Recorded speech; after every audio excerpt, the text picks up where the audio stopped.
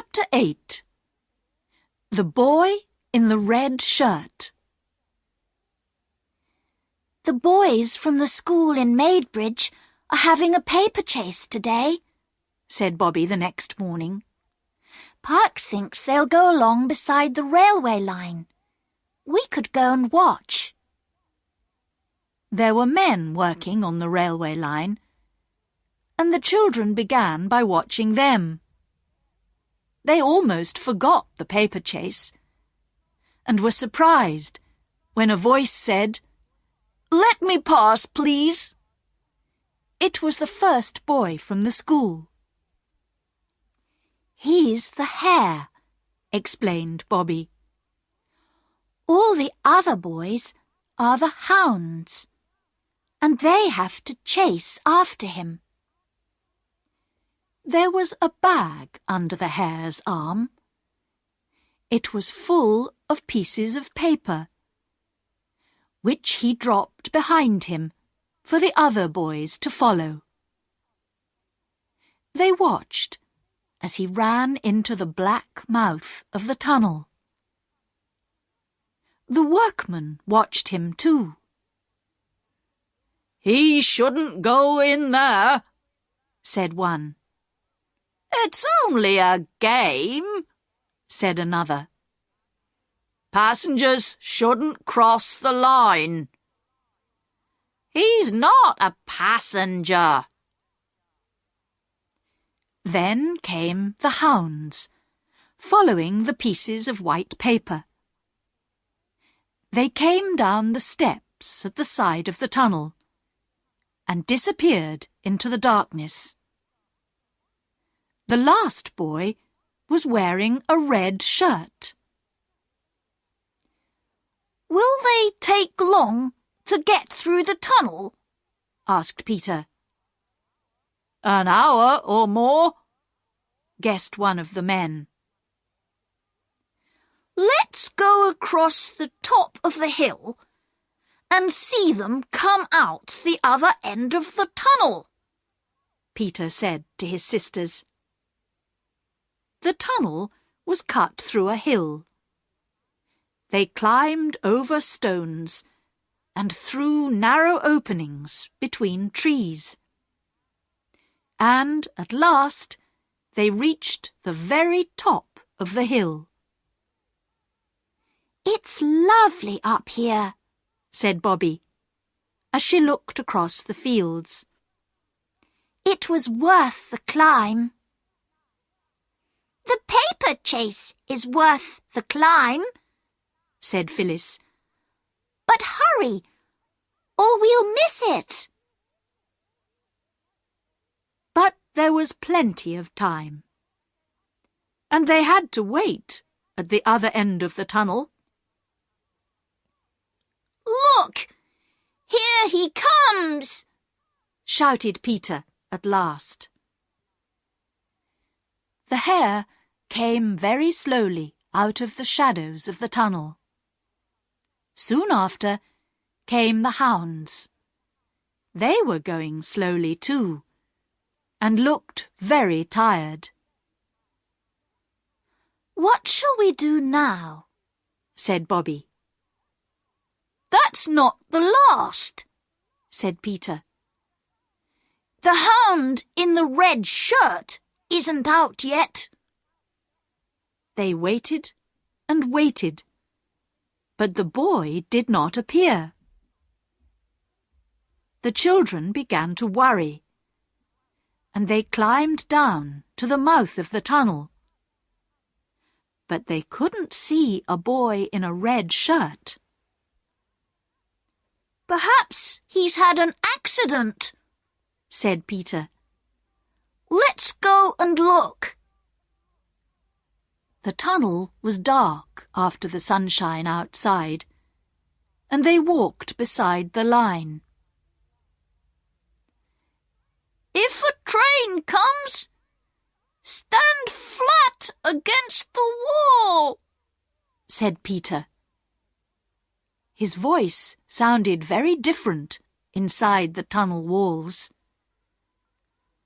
"I don't like it," said Phyllis. There was a low noise on the railway line. "What's that?" said Peter. "It's a train," said Bobby. "Let me go back!" cried Phyllis.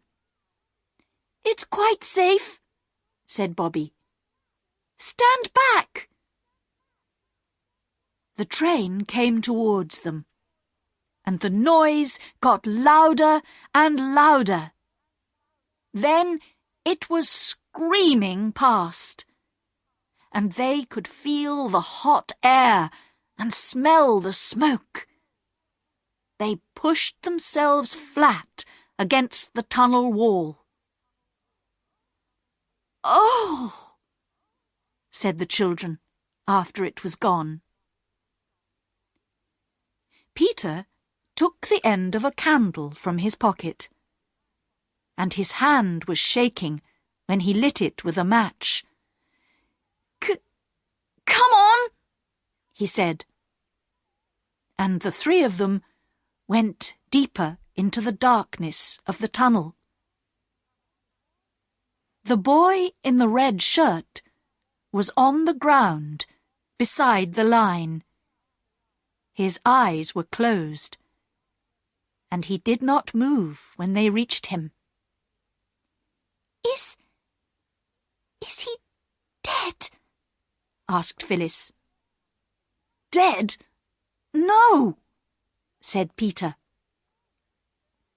And slowly the boy opened his eyes. I think I've broken my leg," he said. "How did you get here?" "We saw you all go into the tunnel, and then we went across the hill to see you all come out," explained Peter. "The others came out, but you didn't. So we came to look for you." "You're very brave," said the boy. "Can you walk if we help you?" said Bobby. "I can try," said the boy. He did try, but he could only stand on one foot. "Oh, I must sit down. The pain is awful." He sat down again and closed his eyes. The others looked at each other. "You must go and get help," said Bobby quickly. "I'll stay with him. You take the longest bit of candle, but be quick." Peter looked worried. "Let me stay, and you and Phyllis go." "No," said Bobby. "You two go, and lend me your knife. I'll try and cut his boot off before he wakes up again. Just be quick." Bobby watched their figures disappear, then put her little candle beside the boy's foot. She used Peter's knife to cut off the boot. Then she looked at the broken leg. "It needs something soft under it," she thought, and then remembered her petticoat. She took it off and carefully put it under the boy's leg. He woke up a few minutes later. "What's your name?" asked Bobby. "Jim," he said. "Mine is Bobby," she said. "Peter and Phyllis have gone to get some help." "Why didn't you go with them?" he said. "Someone had to stay with you," said Bobby. "I must put out the candle, or it will burn itself out. Are you afraid of the dark, Bobby? Asked Jim, when they were sitting in the darkness. Not very afraid, said Bobby, but... Let's hold hands, said Jim. He put his large hand over her small one. Then they sat and waited. Peter and Phyllis went to a farm to get help. When the two children got back to the tunnel with the men from the farm, they found Bobby and Jim asleep. The men carried Jim on a piece of flat wood. "Where does he live?" asked one of them. "In Northumberland," answered Bobby. "He told me while we were waiting." "I'm at a school in Maidbridge," said Jim. "I suppose I must get back there." "A doctor ought to see you first," said the man. "Bring him to our house," said Bobby. "It's not far along the road. I'm sure Mother will say it's all right." Mother did say it was all right, although she was a little surprised at first. Then Bobby explained. "I'm sorry to be so much trouble," Jim said to Mother as the men carried him in. His face was white with pain. "Don't worry, you poor dear," said Mother. "You must go to bed, and I'll send for Dr. Forrest." Mother also sent a message to Jim's school to tell them what had happened. "My grandfather lives near here," said Jim. "Then I'll write and tell him too," said Mother. "I'm sure he'll want to know. What's his name?" After breakfast the next day, someone knocked at the front door. "That will be the doctor again," said Mother.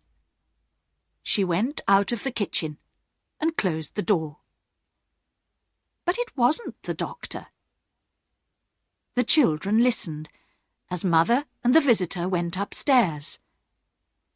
They heard them talking and were sure that they knew the voice of the visitor. But who was it?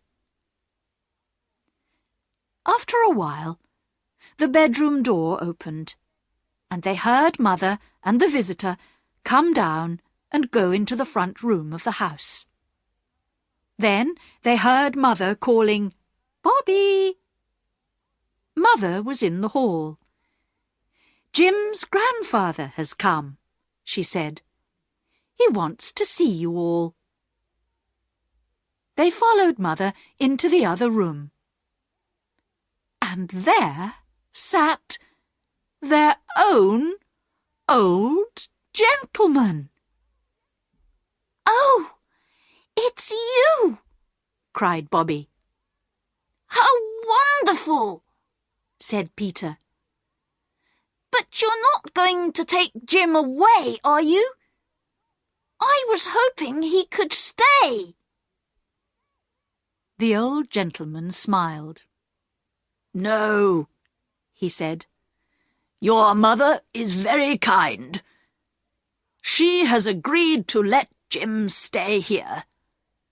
I thought of sending a nurse, but your mother was good enough to agree to be his nurse herself."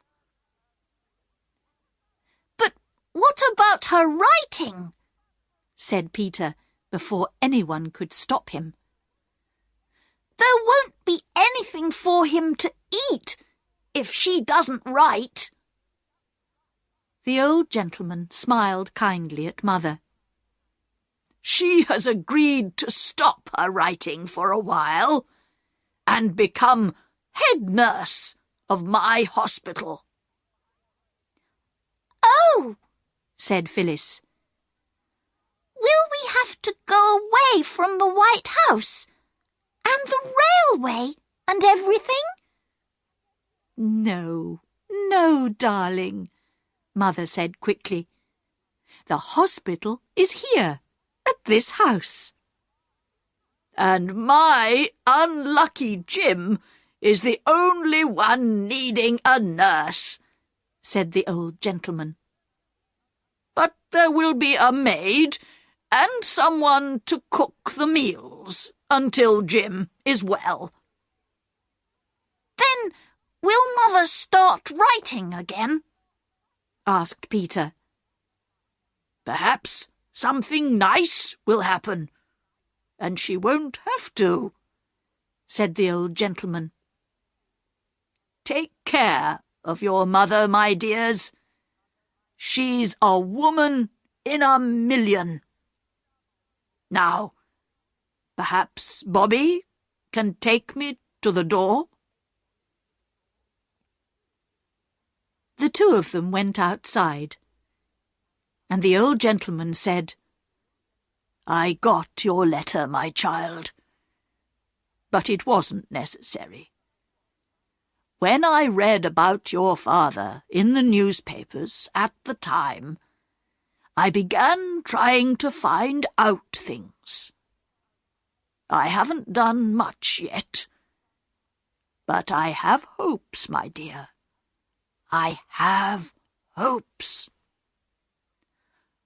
"Oh," said Bobby, crying a little. "But keep your secret a little longer," he said. "You don't think Father did it, do you?" said Bobby. "Oh, say you don't." "I'm sure he didn't," said the old gentleman.